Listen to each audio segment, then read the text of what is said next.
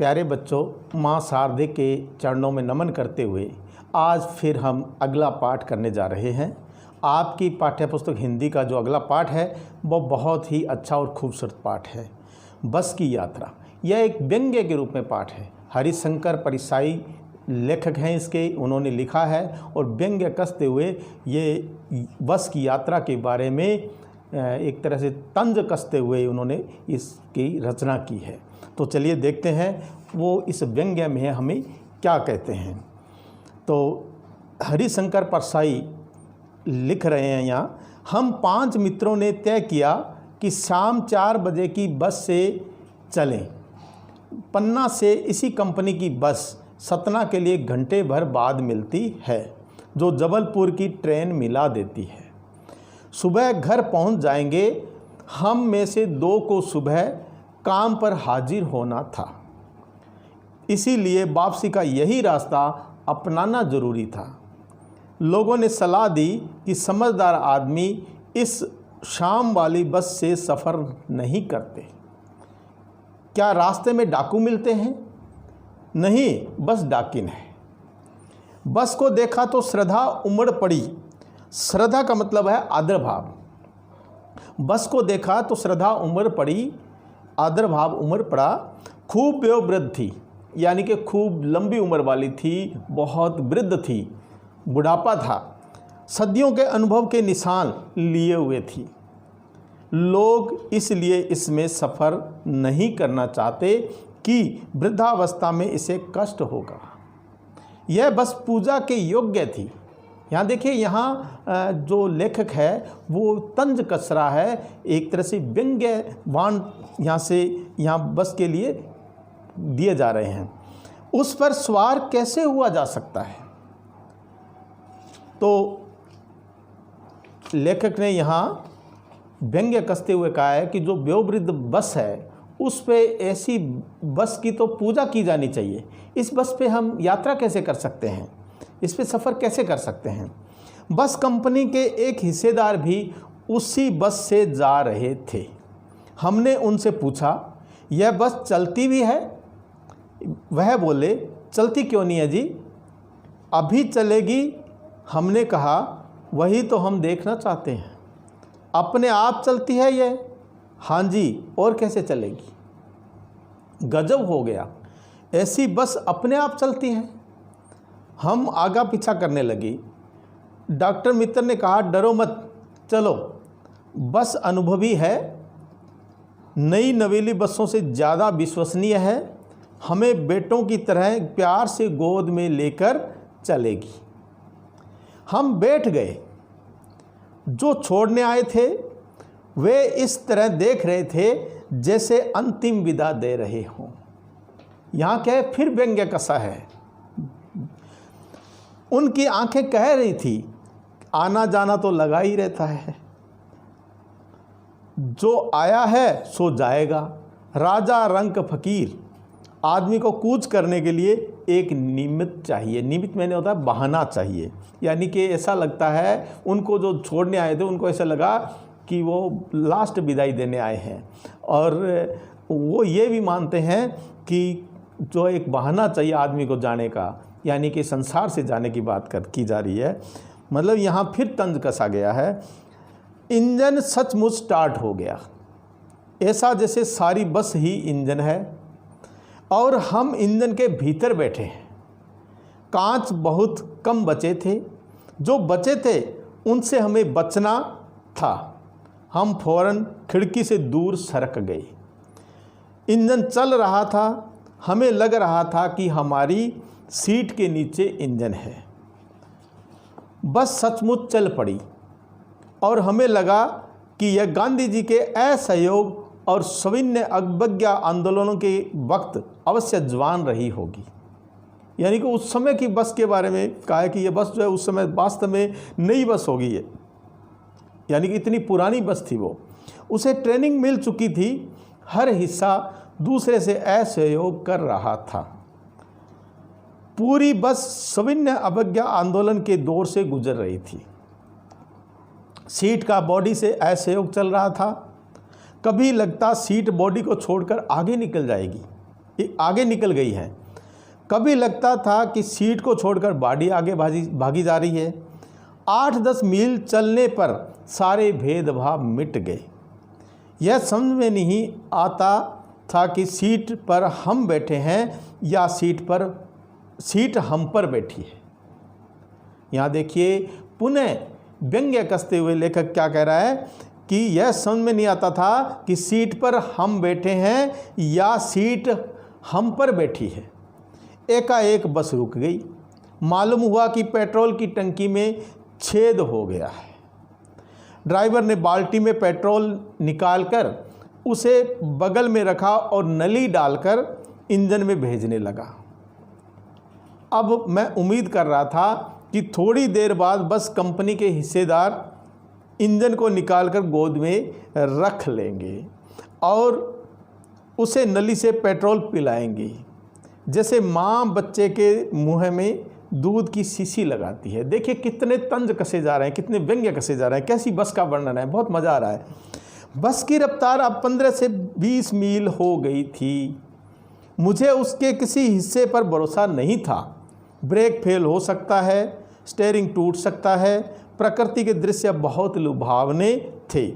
दोनों तरफ हरे भरे पेड़ थे जिन पर पक्षी बैठे थे। मैं हर पेड़ को अपना दुश्मन समझ रहा था। जो भी पेड़ आता डर लगता कि इससे बस टकराएगी। वह निकल जाता तो दूसरे पेड़ का इंतजार करता। झील दिखती तो सोचता कि इसमें बस गोता लगा जाएगी। एकाएक फिर बस रुकी। ड्राइवर ने तरह तरह की तरकीबें की पर वह चली नहीं। सविनय अवज्ञा आंदोलन शुरू हो गया था। कंपनी के हिस्सेदार कह रहे थे बस तो फर्स्ट क्लास है जी। कंपनी के हिस्सेदार कह रहे थे बस तो फर्स्ट क्लास है जी। यह तो इत्तेफाक की बात है। क्षीण चांदनी में वृक्षों की छाया के नीचे वह बस बड़ी दयनीय लग रही थी। लगता जैसे कोई वृद्धा थक बैठ गई हो। हमें गलानी हो रही थी कि बेचारी पर लदकर हम चले आ रहे हैं। अगर इसका प्राणांत हो गया तो इस बियाबान में हमें उसकी अंत्येष्टि करनी पड़ेगी। प्राणांत मतलब होता है प्राण छोड़ देना, मृत्यु हो जाना। हिस्सेदार साहब ने इंजन खोला और कुछ सुधारा। बस आगे चली। उसकी चाल और कम हो गई थी। धीरे धीरे वृद्धा की आंखों की ज्योति जाने लगी। अब बस की आंखों की ज्योति जाने लगी का मतलब है जो लाइटें हैं वो कम होने लगी। चांदनी में रास्ता टटोल कर वह रेंग रही थी। आगे या पीछे से कोई गाड़ी आती दिखती तो वह एकदम किनारे खड़ी हो जाती और कहती निकल जाओ बेटी, अपनी तो वह उम्र ही नहीं रही। एक पुलिया के ऊपर पहुंचते ही थे कि एक टायर फिस करके बैठ गया। बहुत ज़ोर से हिलकर थम गई। अगर स्पीड में होती तो उछलकर नाले में गिर जाती। मैंने उस कंपनी के हिस्सेदार की तरफ पहली बार श्रद्धा भाव से देखा। वह टायरों की हालत जानते हैं, फिर भी जान हथेली पर लेकर इसी बस से सफ़र कर रहे हैं। उत्सर्ग की ऐसी भावना दुर्लभ है। उत्सर्ग का मतलब होता है त्याग। उत्सर्ग की ऐसी भावना दुर्लभ है। सोचा इस आदमी के साहस और बलिदान भावना का सही उपयोग नहीं हो रहा है। यहाँ भी फिर जो है लेखक ने पुनः यहाँ व्यंग्य कसा है। इसे तो किसी क्रांतिकारी आंदोलन का नेता होना चाहिए।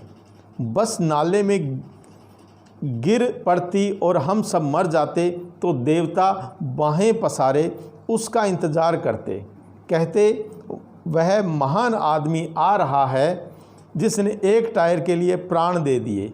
मर गया पर टायर नहीं बदला। दूसरा घिसा टायर लगाकर बस फिर चली। अब हमने वक्त पर पन्ना पहुंचने की उम्मीद छोड़ दी थी। पन्ना कभी भी पहुंचने की उम्मीद छोड़ दी थी। पन्ना क्या कहीं भी कभी भी पहुंचने की उम्मीद छोड़ दी थी। यहाँ लेखक को लगता है कि हम शायद कभी भी कहीं नहीं पहुंच पाएंगे और रास्ते में ही कहीं भीड़ करके मर जाएंगे। लगता था जिंदगी इसी बस में गुजारनी है और इससे सीधे उस लोक को प्रयाण कर जाना है। इस पृथ्वी पर उसकी कोई मंजिल नहीं है। हमारी बेताबी तनाव खत्म हो गए। हम बड़े इत्मीनान से घर की तरह बैठ गए। चिंता जाती रही, हंसी मजाक चालू हो गया। ये हरिशंकर परसाई ने एक वृद्ध बस के बारे में जो वर्णन किया है, व्यंग्य बाण कसे हैं, बहुत ही लाजवाब है। आपने भी कभी इस तरह की बस यात्रा की होगी, आपको भी लगा होगा कि ये बस हमें पहुंचाएगी या नहीं पहुंचाएगी। तो बहुत ही शानदार, बहुत ही अच्छा पाठ है और इनसे जो लेखक है वो ये समझाने का प्रयास कर रहा है कि लोग किस तरह से लोगों की जान की परवाह नहीं करते हैं, अपने जान की परवाह नहीं करते हैं और उनकी जान से भी खेल जाते हैं। तो इस तरह से बस की यात्रा, ये जो पाठ है बहुत ही अच्छा पाठ है। इसको आपने पढ़ा और एक बार पुनः पढ़िएगा और इनको पढ़ते हुए आपको बहुत हंसी भी आएगी, मज़ा भी आएगा। अभी भी मुझे बहुत अच्छा लगा ये पाठ पढ़ करके और लगा, क्योंकि कई बार हमें भी ऐसा मौका मिला ऐसी बसों में बैठने का।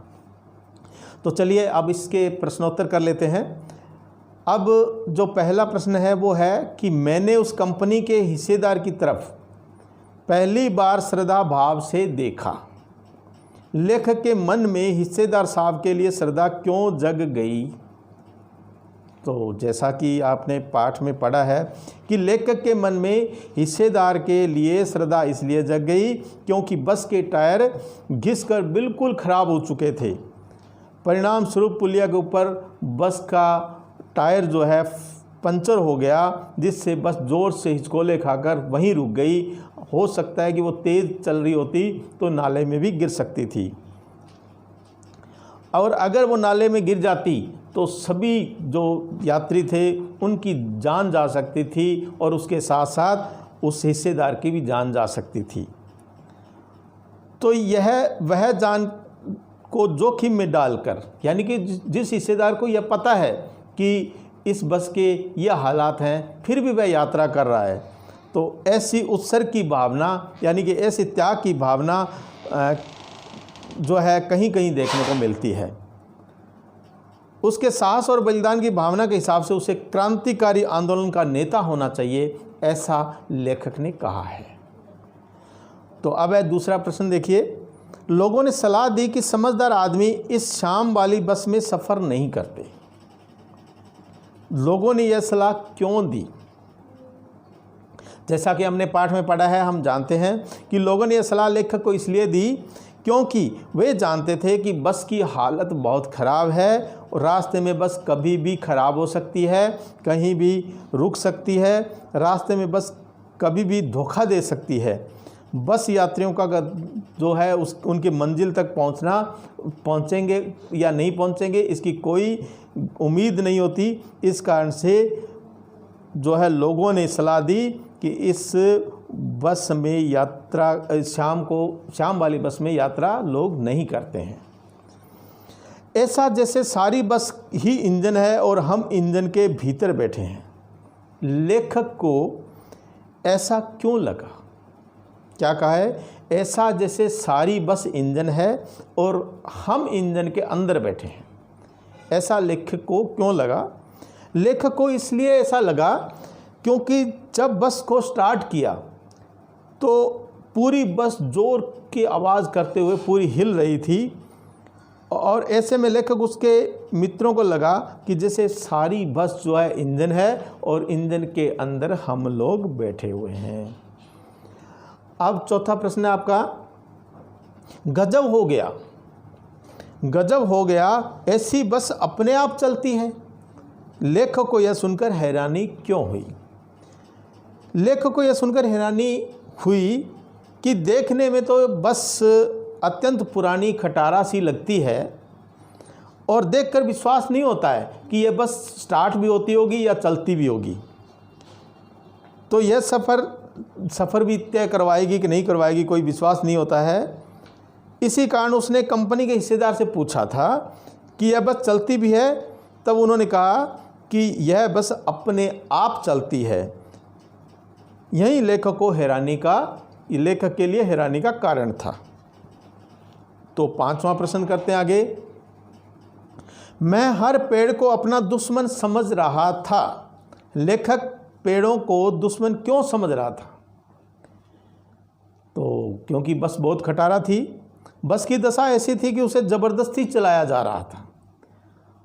कभी भी उसकी ब्रेक फेल हो सकती थी, कभी टायर पंचर हो सकता था और कभी वह खराब हो सकती थी।